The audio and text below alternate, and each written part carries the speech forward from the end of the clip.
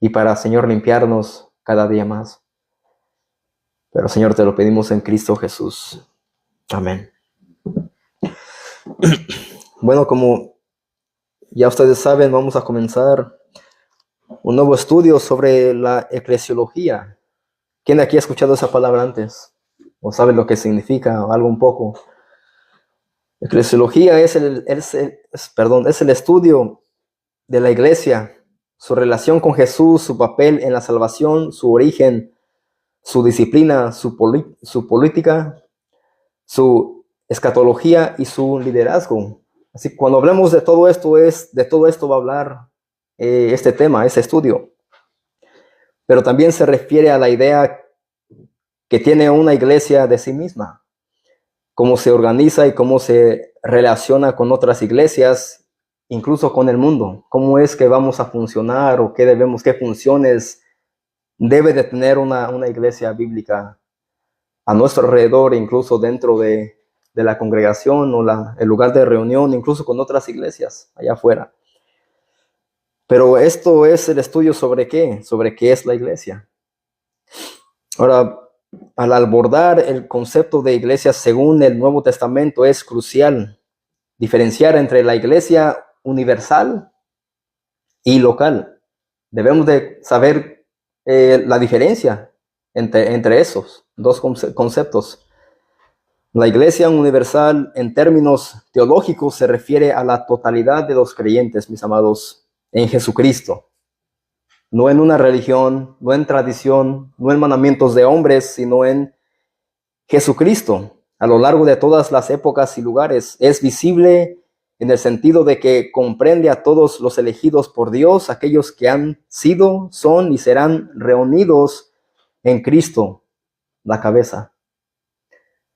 Vamos al libro de Hechos.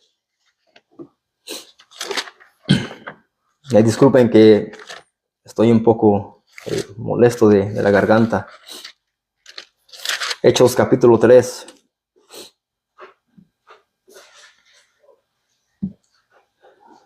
Versículo 46 al 47.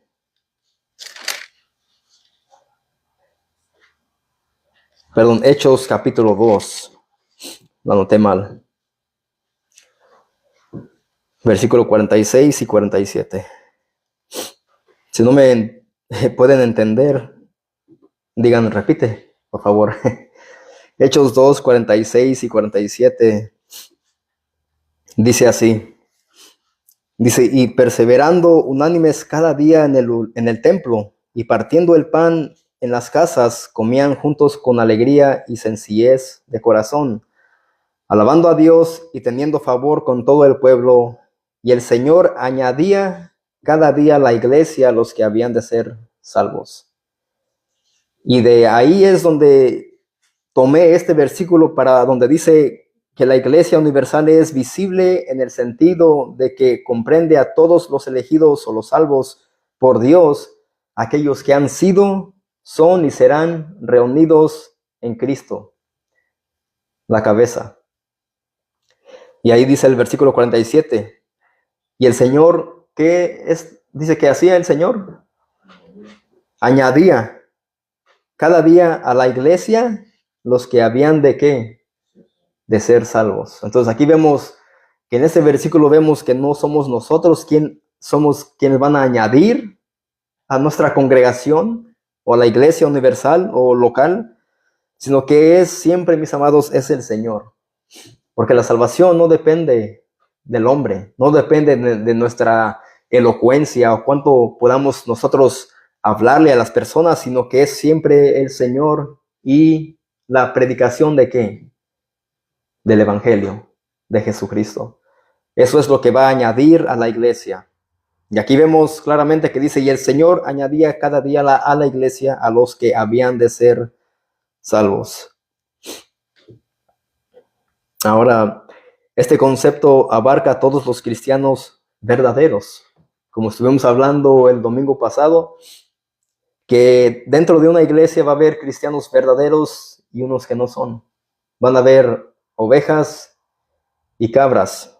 Van a haber conversos e inconversos.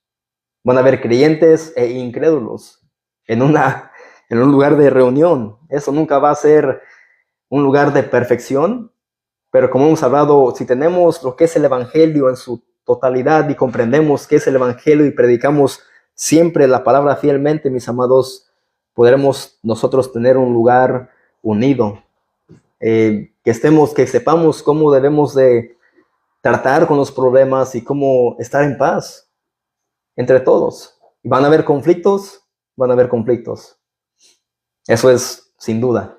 Porque incluso en la iglesia primitiva hubo conflictos y los apóstoles fueron sabios y supieron cómo debían de arreglar cada problema, cada situación. Así que este concepto, como dije, abarca a todos los cristianos verdaderos, unidos por el Espíritu Santo y la verdad de la gracia, formando una comunión espiritual y eterna. Así que debe de haber una comunión espiritual. Y tener en mente que esto es solamente pasajero, pero debemos de estar unidos espiritualmente para después llegar y estar en gloria, juntos por una eternidad. Los cristianos verdaderos. Vamos a Efesios capítulo 4.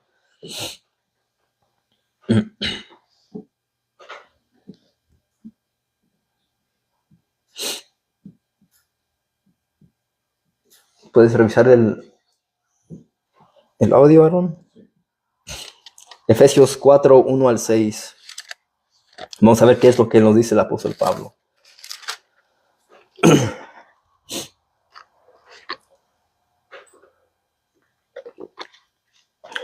Efesios 4, 1 al 6.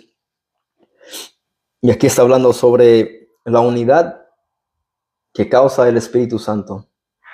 Porque dije que ese concepto abarca a todos los cristianos verdaderos unidos por el Espíritu Santo y la verdad de la gracia. Dice, yo pues, y miren cómo se expresa el apóstol Pablo diciendo lo siguiente, yo pues, preso en el Señor. Aquí vemos que el apóstol Pablo dice que él era un hombre que era preso, pero al momento él era un hombre que era libre en Cristo también. Pero él sabía quién era su Señor. Él sabía que Cristo era su Señor, su amo. Entonces él se dice que él es preso en el Señor. Y dice, de esa manera, como siendo preso del Señor, dice, os ruego que andéis como es digno de la vocación con que fuisteis llamados, dice el apóstol Pablo. Él aquí les está hablando a los creyentes de la iglesia en Éfeso, y él dice que estando preso en el Señor, él les ruega a ellos que anden como es digno de la vocación a la cual ellos habían sido llamados. Y vamos a ver cómo es que él requiere que anden ellos. Versículo 2. Con toda humildad y mansedumbre. Y aquí claramente vimos que Pablo va a decir lo siguiente, inspirado por el Espíritu Santo. Dice, soportándonos, dice, con paciencia. Él dice, ustedes deben de soportarse. ¿Con qué? Con ira. Dice, con paciencia los unos a los otros en amor. Es lo que dice el apóstol Pablo. Versículo 3. Solícitos en guardar la unidad del Espíritu en el vínculo de la paz.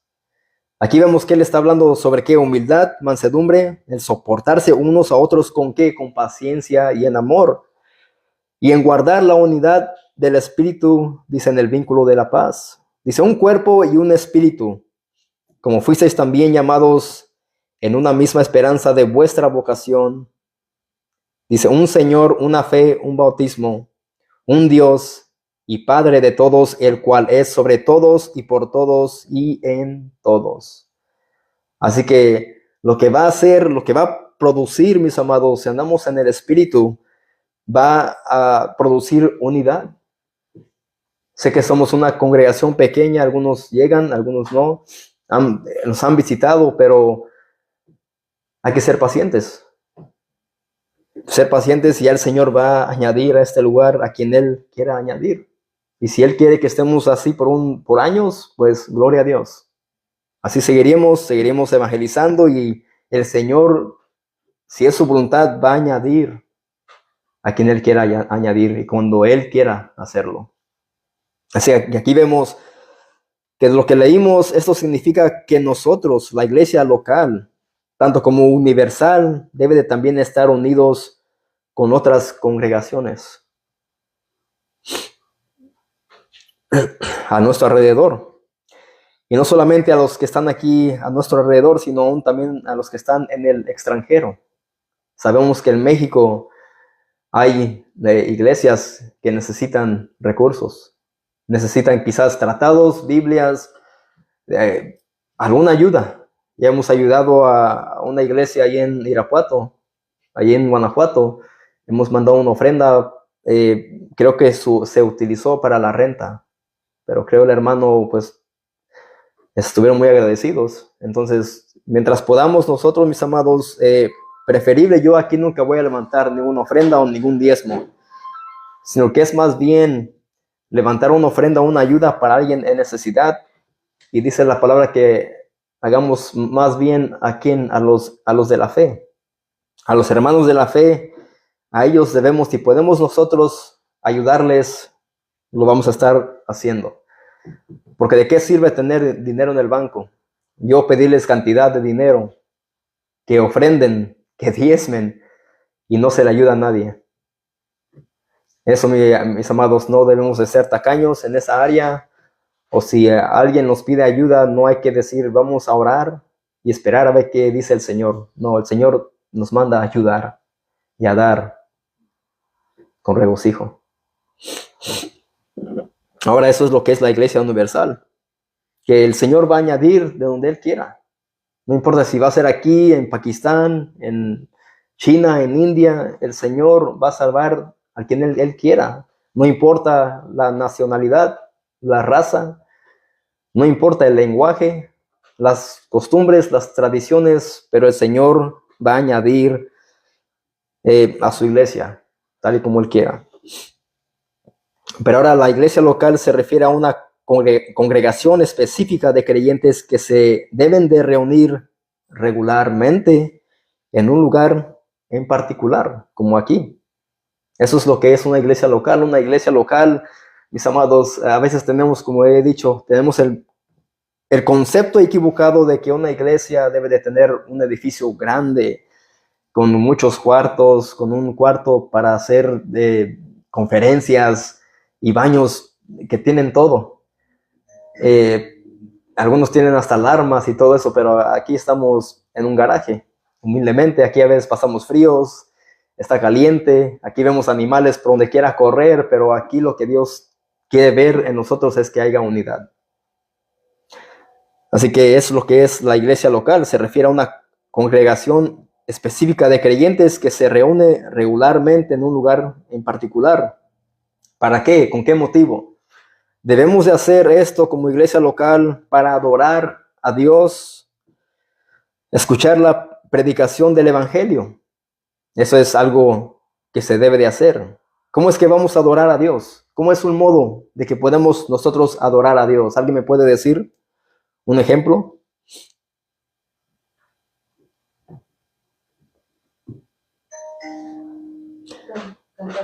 Cantar himnos. Y aquí dice, escuchar la predicación del evangelio, escuchar la palabra de Dios, mis amados niños, jóvenes, eso es adorar a Dios.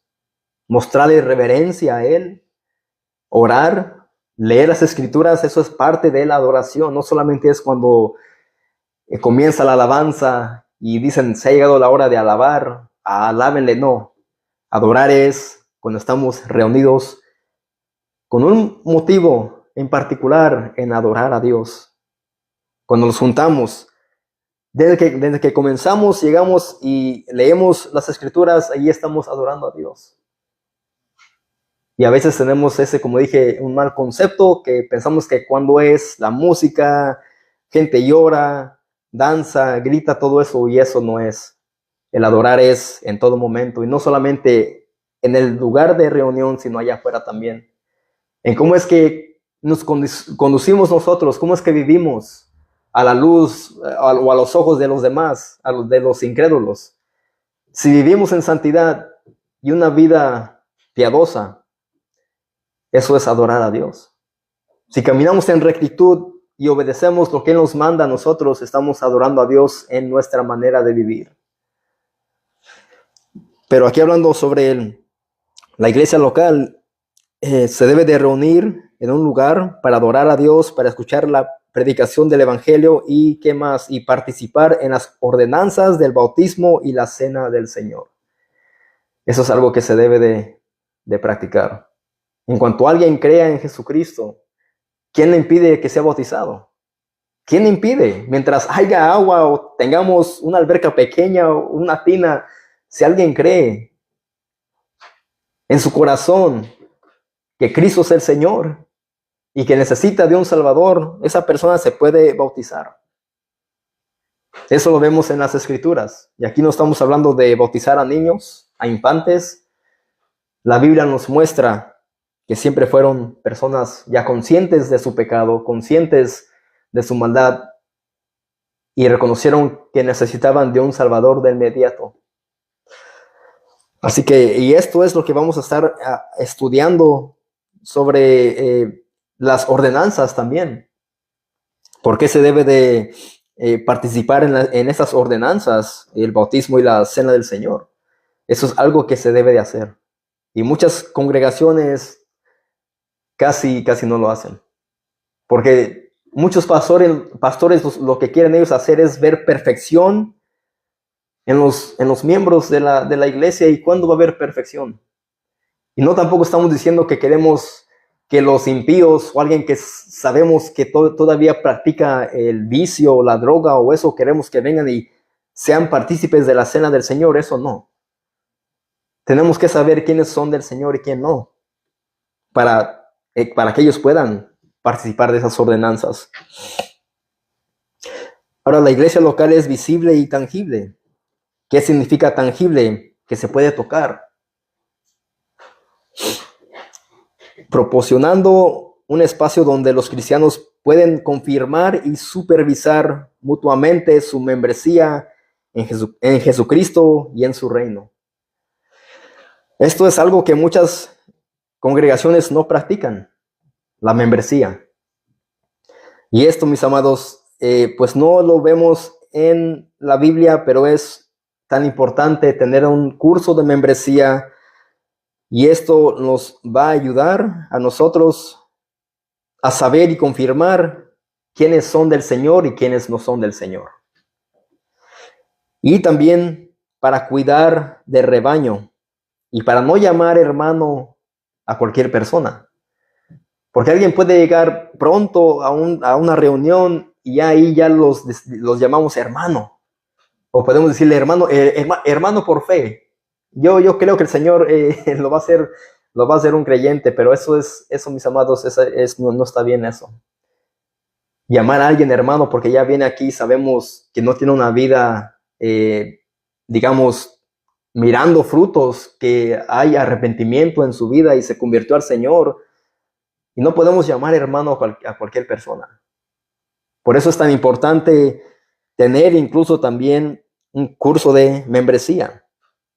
¿Para qué? Recuerden esto, para saber y confirmar quiénes son del Señor y quiénes no. Y para cuidar también del rebaño. Y porque no podemos llamar, como dije, hermano a cualquier persona. Eso quizás sea mucho para ustedes, pero vamos a estar estudiando todo esto, la membresía, las ordenanzas, todo esto. Y yo sé que va a ser algo, pero va a ser para que aprendamos de cómo debe de ser una iglesia local bíblica, centrada en las Escrituras. Ahora, un ejemplo de la iglesia local y la membresía, mis amados, debemos saber que la iglesia local funciona como una embajada. ¿Quién sabía eso? ¿Qué es una embajada? Es una institución que representa a una nación dentro de otra nación. Por ejemplo, el Consulado de México, que está aquí en la ciudad de Raleigh, ¿qué representa? A México. Bueno, pues eso es lo que es la iglesia local.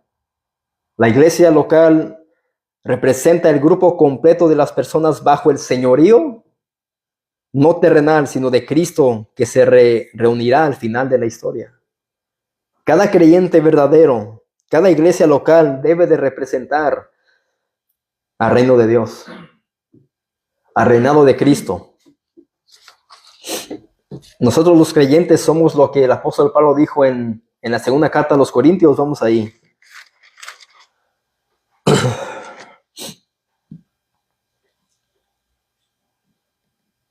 Segunda carta a los Corintios, capítulo 5, versículo 18 al 21.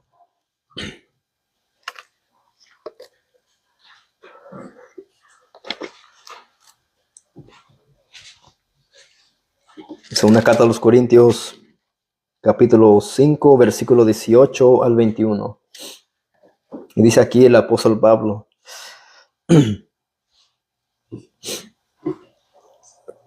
y esto ya hemos leído esos versículos, pero vamos a releer para que entendamos lo que quiero que comprendan. Y si todo esto proviene de Dios, aquí hablando de que alguien que ha creído en Cristo es nueva criatura. Dice, ¿quién nos reconcilió consigo mismo por Cristo?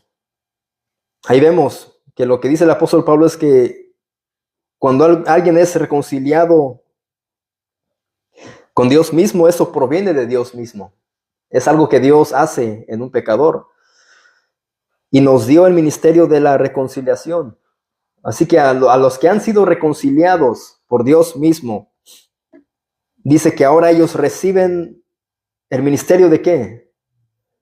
De la reconciliación. ¿Y eso qué es? Eso es el evangelio. Alguien va a ser reconciliado, un pecador, alguien que está perdido, muerto en sus delitos y pecados, va a ser reconciliado con Dios mismo mediante alguien que ha sido también reconciliado proclamando el evangelio de Jesucristo. Es una cadena. Una persona que ha sido salva, ¿qué va a hacer? Va a hablar de su Señor. Va a predicarles de su Cristo. Va a predicarles de su Salvador.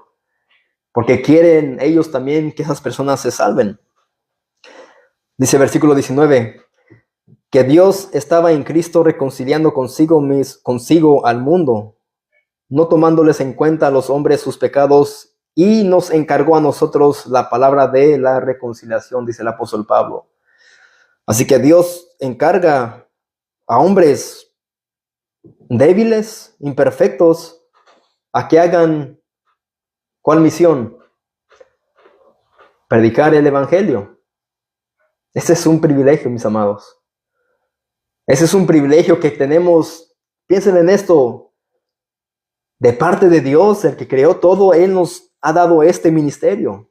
Él los ha encargado a predicar de Cristo para salvación de otros. Eso es algo que uno dice, Señor, ¿cómo es que me elegiste a mí? ¿Cómo es que tú me diste ese privilegio de predicar a Cristo?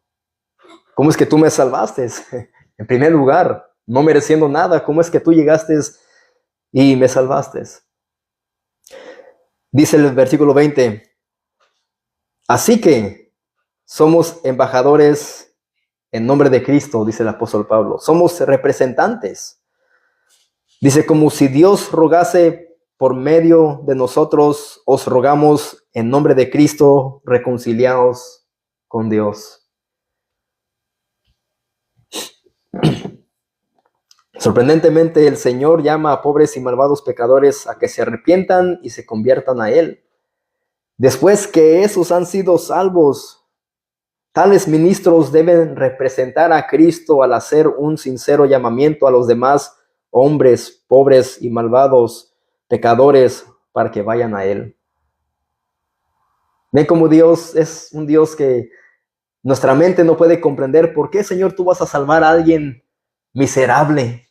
¿Por qué tú vas a escoger a esa persona y hacerlo tuyo y ahora darle a él el ministerio de la reconciliación para que otros miserables sean salvos? Eso es algo que solamente Dios hace. Ahí vemos el gran amor de Dios, su misericordia, su gracia, su perdón, su amor, su bondad. Ahí vemos qué clase de Dios tenemos nosotros, ahora a nuestro favor. En otras palabras, nosotros los creyentes representamos a Cristo y nuestro deber es invitar a otros a unirse a la familia de Dios por fe. Eso es lo que debe de ser, o es una función que debe de hacer una iglesia local. Y tristemente muchas iglesias aquí en Estados Unidos no lo hacen. ¿Quién está de acuerdo? ¿Cuántas iglesias hay aquí digamos, en este condado? ¿Y a cuántos de esos miembros miramos que salen a proclamar de Cristo a las calles? ¿Cuántos han visto ustedes? Hemos visto pocos. Americanos, ni se digan, aquí nada más yo conozco a la hermana Cynthia, y a su esposo Billy. Se ponen ahí en la Walmart. Son americanos, no sé si los han visto, es una pareja es un matrimonio ya de edad, pero ellos predican con una bocina grande. De miles que hay aquí en este condado, nada más 2 salen a predicar de Cristo. Entonces yo imagino que ellos están tan agradecidos con el Señor porque Él los ha salvado. Y ellos quieren que otros se arrepientan y ellos los invitan a que vengan y se unan a la familia de Dios a través de la predicación del Evangelio. Eso es lo que debe de ser una iglesia local. Yo sé que no hemos salido aquí no es como México. En México hay plazas, hay lugares donde podemos ir, pero aquí, mis amados, no se puede casi predicar así al aire libre, pero por cuestión del clima y todo eso, la lluvia, entonces, pero ¿qué nos impide llevar tratados? Podemos ir a dar tratados y hablar uno a uno con personas. Quizás estaremos haciendo esto el viernes, si Dios permite. Pero ahora cuando dice aquí el apóstol Pablo, os rogamos en el nombre de Cristo, reconciliaos con Dios. Esta expresión es una solicitud o ruego como representantes de Cristo. Él está rogando, dice el apóstol Pablo, estamos rogando que se reconcilien con Dios, que se arrepientan de sus pecados, crean en Cristo para salvación de sus almas. Como dije, tenemos como creyentes que somos como embajadores de Cristo y tenemos la autoridad de rogarle a todo ser humano que se arrepienta y crea en Jesucristo para el perdón de sus pecados. Nosotros tenemos esa autoridad. Aunque a veces nos han cuestionado, ¿quién te ha dado esa autoridad? Bueno, Cristo me la ha dado. Cristo nos ha dejado la gran comisión, que vayamos. Y no tenemos que ir necesariamente a las naciones.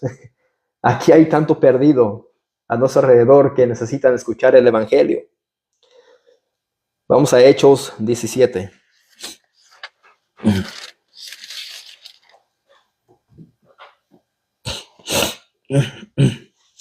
Perdón.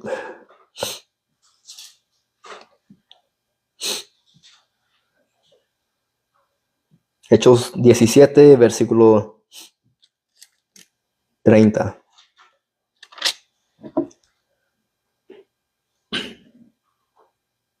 Dice aquí, pero Dios, habiendo pasado por alto los tiempos de esta ignorancia, ¿ahora qué? Dice, ahora manda a todos los hombres en todo lugar que se arrepientan. Aquí está diciendo el autor de Hechos, que fue el apóstol Lucas. Él dice que Dios, habiendo pasado por alto los tiempos de esta ignorancia, ahora dice, ahora es el momento, ahora es el tiempo. Manda a todos los hombres en todo lugar que se arrepientan. Y esto es un mandato. Eso no es una opción. Pero entonces, ¿cómo es que van a escuchar si no hay quien les predique?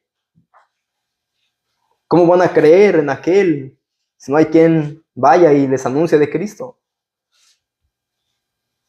¿Cómo van a invocar ellos a Jesucristo si nunca han escuchado? Pero aquí dice que ahora manda a todos los hombres en todo lugar que se arrepientan.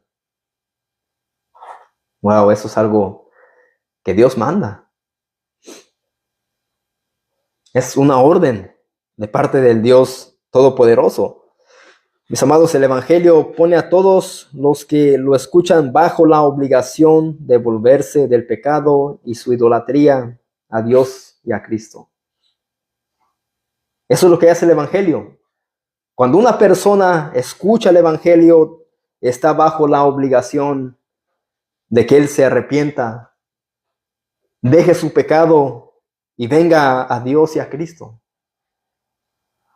Cada persona que escucha el Evangelio, si no se arrepienten, algún día se van a acordar de que se les predicó y no se arrepintieron de sus pecados. Y uno quedará limpio de su sangre. Uno solamente lo que tiene que hacer como embajador de Cristo, como representante del reino de Dios, es solamente anunciar a Cristo. Y cuando dije solamente, pues yo sé que no es fácil. Pararse enfrente de una multitud es difícil. Llega el temor, llegan los nervios. Incluso a mí todavía me pasa eso. Pero se debe de hacer. Se debe de hacer. Este llamado no es para nuestra gloria, no es para nosotros lucirnos, sino para que Cristo y solo Cristo sea exaltado. Y a proponernos nosotros a predicar solamente a Cristo. No es para brillar nosotros, no es para nuestra gloria, es para que Cristo sea exaltado. Vamos a la primera carta a los Corintios.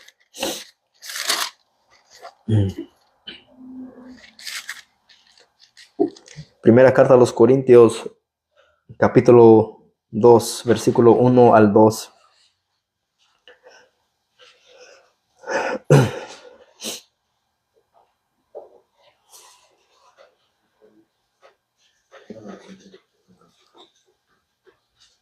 Primera de Corintios, capítulo 2, versículo 1 al 2, perdón.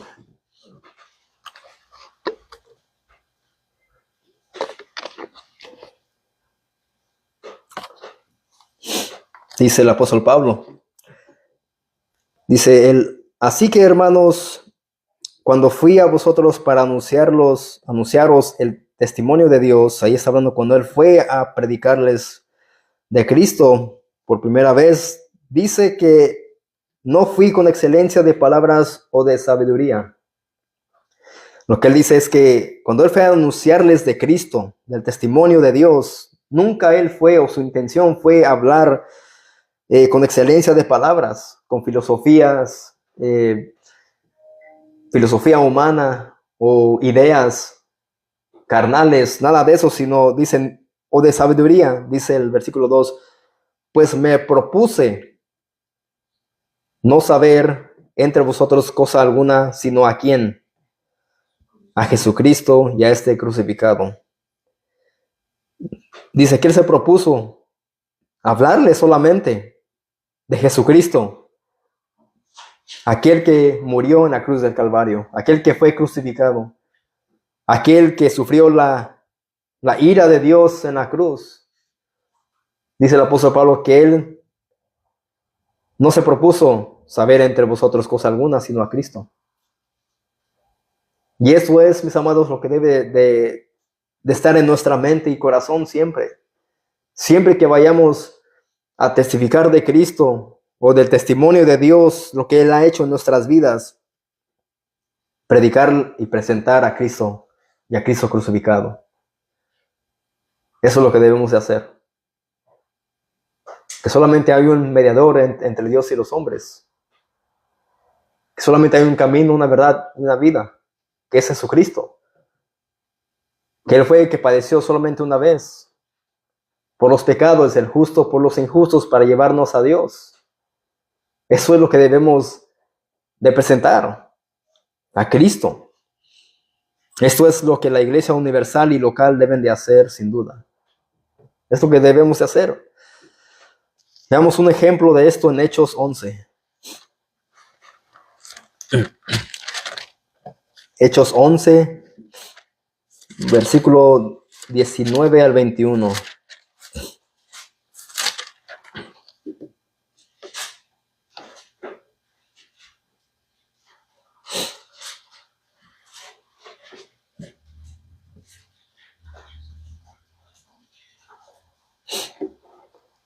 Hechos 11, 19 al 21.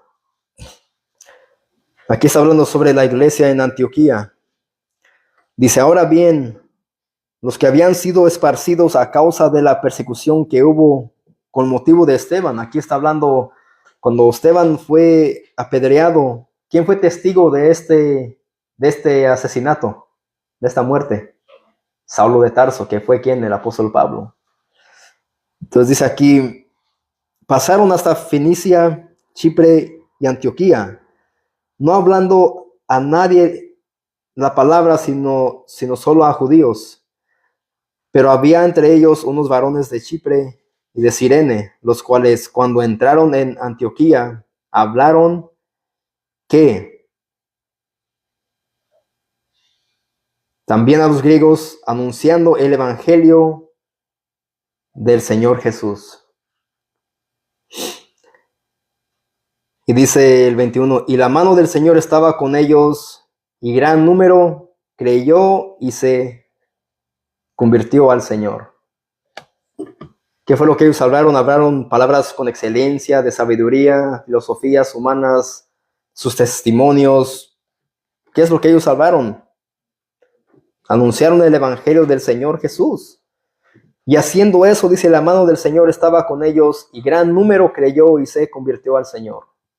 Eso es lo que hace el evangelio. Es poder de Dios para salvación a todo aquel que cree. Aquí vemos la función, mis amados, de lo que debe hacer la iglesia local y la universal. Pero como dije, muchos han cesado de hacer esto y de practicarlo, pero eso es lo que debemos nosotros de hacer. Así que una religión que no predica este mensaje de salvación no puede ser la iglesia de Jesucristo. ¿Y quién se dice que es la iglesia verdadera? La religión católica romana. Los católicos romanistas, ellos tienen una gran convicción de que su religión es la iglesia de Cristo, pero ¿cómo es que van a ser la iglesia de Cristo si ellos no predican al Cristo crucificado? Hoy en estos días van a estar festejando, no sé qué es sobre la Virgen María, su cumpleaños o no sé qué, algo así, ¿no? Y la van a venerar. Y dice, no la veneramos, no la adoramos, solamente la veneramos, pero eso es lo mismo. Rinden culto a esa mona hecha por manos de hombres, a esa estatua, a esa imagen, y le están dando gloria, aunque digan que no, pero ellos quieren justificarse diciendo, no la adoramos, solamente la veneramos, pero eso justifica su idolatría y su pecado. Y están robándole la gloria a Dios, y Dios dice, yo soy un Dios celoso que no comparto mi gloria con nadie. Es lo que dice el Señor. El Dios, el Jehová de los ejércitos, dice eso. Que no comparte su gloria con nadie. Entonces, mis amados, nosotros, aunque no estemos en un lugar grande, lujoso, que tengamos como la máxima autoridad del Vaticano y el Papa y todos esos cardenales, y no predican ellos el evangelio, mis hermanos, ellos no pueden ser la iglesia de Cristo. Aunque nosotros estemos en un lugar común y corriente, pero predicamos a Cristo, nosotros somos la iglesia del Señor. Porque lo que importa no es el lugar. Lo que importa no son los medios o cuánto dinero tengamos, sino la disposición de predicar a Cristo y Cristo crucificado a los perdidos. Eso es lo que es la iglesia. Eso es lo que hace la iglesia local. Si predicamos a Cristo, estamos representando ¿a quién? A Cristo. En los tiempos de antes, cuando un rey enviaba un mensajero, ese mensajero tenía que hablar específicamente, claramente lo que el rey mandaba que él hablara. Él no podía quitarle ni ponerle al mensaje, sino que él iba representando a tal rey y él tenía que anunciar lo que él le decía, mira, ve, habla esto. Nosotros somos igual. Somos embajadores, representantes de Cristo aquí en la tierra. Y muchos dirán, ¿cómo es que ustedes en ese cuarto sucio, mugroso, pasando frío, cómo es que ustedes son los que representan a Cristo? ¿No fueron a un seminario, a un instituto, pero Cristo es nuestro Señor. Vamos a ver qué más hicieron los primeros cristianos en Hechos. Capítulo 2.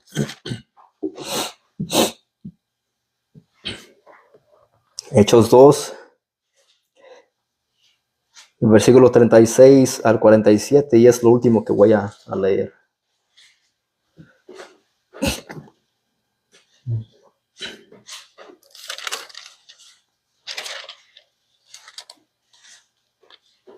Hechos 2, 36 al 47. Y dice la palabra: sepa pues ciertísimamente toda la casa de Israel que a este Jesús a quien vosotros crucificasteis, Dios le ha hecho Señor y Cristo. Al oír esto se compungieron de corazón y dijeron a Pedro y a los otros apóstoles: varones hermanos, ¿qué haremos? Aquellos sintieron dolor, sintieron un impacto en sus corazones y le dijeron a Pedro y a los demás apóstoles: varones hermanos, ¿qué haremos? ¿Qué les expuso él?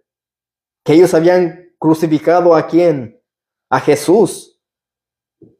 Pero en esa cruz, al momento de Cristo morir, Dios le había hecho Señor y Cristo. Él aquí anunció a Cristo el Evangelio. Y ellos dicen: varones hermanos, ¿qué haremos? Dice el apóstol Pedro ahí en el versículo 38. Pedro les dijo: Cristo les ama. Abre tu corazón. No, dice Cristo. Pedro les dijo: arrepentíos y bautícense, dice, cada uno de vosotros en el nombre de Jesucristo para perdón de los pecados y recibiréis el don del Espíritu Santo.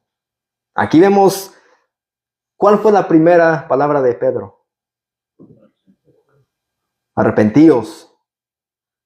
Arrepentimiento. Eso es lo que debemos nosotros de anunciar también. Si lo vemos en las Escrituras, es lo que debemos de predicar. Y muchas de las veces hemos escuchado el Evangelio de Cristo te ama, Dios te ama, tiene un plan maravilloso para ti, pero eso no es bíblico. Nunca miramos a Jesús o a los apóstoles diciendo esto. Ellos siempre dijeron: arrepentíos y convertíos. Y aquí vemos lo que dice Pedro: arrepentíos y bautícense, dice, cada uno de vosotros en el nombre de Jesucristo para perdón de los pecados. Y así dice: y recibiréis el don del Espíritu Santo. Porque para vosotros es la promesa, y para vosotros y para vuestros hijos y para todos los que están lejos, para cuantos el Señor nuestro Dios llamare. Y con otras muchas palabras testificaba y les exhortaba diciendo: sed salvos de esta perversa generación. Él aquí le está como rogando, como dijo el apóstol Pablo. Dice, les testificaba y exhortaba diciendo: sed salvos de esta perversa generación. Es como si Dios estaba rogando a través de Pedro. ¿Por qué? Porque el ministerio de la reconciliación se había sido dada también ¿a quién? A los apóstoles. Al momento de ellos predicar el Evangelio, ellos eran también ¿qué? Embajadores de Cristo. Ahora dice el versículo 41: así que los que recibieron su palabra fueron bautizados y se añadieron aquel día como 3,000 personas. Ahí vemos que fueron personas adultas los que se bautizaron, los que recibieron su palabra, y después fueron añadidos, ¿cuántos? En aquel día, 3,000 personas. Y aquí fue el primer discurso del apóstol Pedro, perdón.